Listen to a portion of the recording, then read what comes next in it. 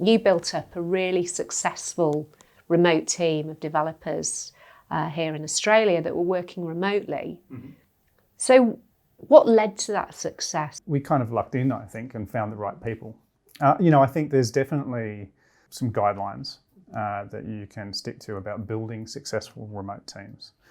And remote's a key word because a lot of people, I think there's a lot of confusion about what remote is. And I think it's important to delineate whether a team is fully remote versus kind of a distributed or an offshore / outsource type arrangement.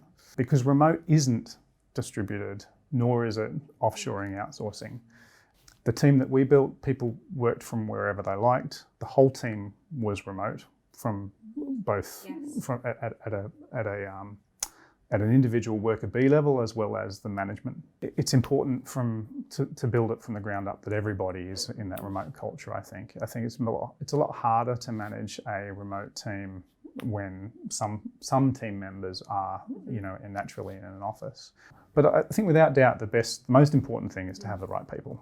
Absolutely. And that it sounds like a really obvious thing to say, but having someone who is right for that remote role, who has a degree of autonomy, they're quite driven, they're not only good at what they do, but they're good communicators with each other at the right time, can manage their own time.